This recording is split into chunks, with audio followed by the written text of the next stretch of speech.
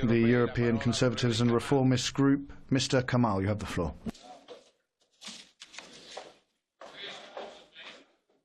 Monsieur le Président, welcome. The European Conservatives and Reformists Group welcome a leader with a bold vision and the desire to shake things up. For too many national politicians praise the idea of ever closer union when in Brussels or in Strasbourg, but when they return home, their support for the European project of further political integration becomes a barely audible whisper. But, Monsieur le Président, what you say in Paris is what you have said here in Strasbourg, and that is to be respected. But when it comes to your desire to reform the European Union, the ECR Group agrees with the objective, but I'm afraid the devil is in the detail. Whilst we share your commitment to strong transatlantic relations, cutting red tape to help businesses create jobs, and the need for closer security cooperation, your vision of a European Union with a bigger budget, harmonised corporate taxes, unified social policy, common asylum system and a European Minister for Finance may be the right vision for France, but the ECR Group feels it is not the right vision for all Member States. And while there will be many in this chamber who see you as the saviour of the European project of political integration, many outside this chamber do not want to see an EU dominated by just one or two large Member States. They want national leaders to find common solutions which are agreeable to all Member States. But what you propose, Monsieur le Président, is revolutionary. But rather than sleepwalking, to use your phrase, towards your goal, it should be presented to voters across the EU with an honest disclaimer, in large letters, bold and underlined, that Member States will become less and less sovereign as the EU becomes more and more sovereign, as you wish to see. And all politicians need to be careful. You talk about temporary taxes, but I'm reminded of Ronald Reagan's line that there is nothing more permanent than a temporary government programme.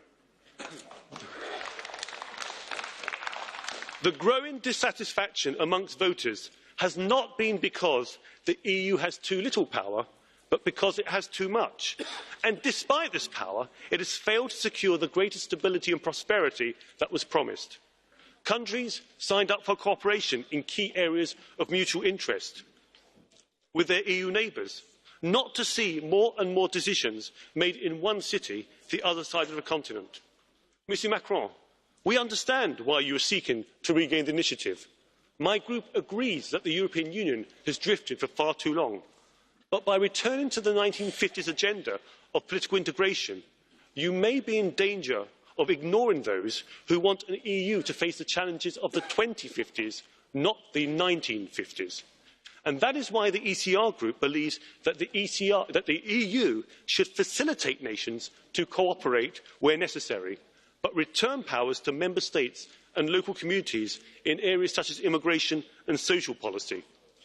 But when countries do agree that an EU solution is the best solution, all countries should stick to the rules, not pick and choose as we saw with the Stability and Growth Pact or with a Dublin regulation on asylum. The ECR Group believes that common sense proportionate regulation rather than more political integration will allow businesses, farmers, fishermen and entrepreneurs to compete in global markets. But we also ask for more honesty. We ask that richer Eurozone governments be honest with their voters, that their taxes will be transferred to the budgets of poorer Eurozone countries, possibly forever. For that is the way that currency and sustainable currency unions work. Like your movement, Mr Macron, the ECR was established to offer an alternative to the long-standing and stale political establishment in the EU. We've appreciated your honesty about your ambitions here today. And while I may be one of a number of MEPs who will not return to this chamber after the 2019 elections, the ECR Group will continue to fight for a vision of a reformed European Union. We will continue to oppose calls for ever more political integration. But where there is common ground, the ECR Group hopes to work with you to shape a reformed European Union, which respects all Member States and their citizens. Let me just end on a more personal note. As our two nations, the UK and France, work together with the US in Syria, supported by our European and international partners. Can I thank you for your cooperation and hope that our countries will continue to act as partners where it is in our interests to face global challenges together.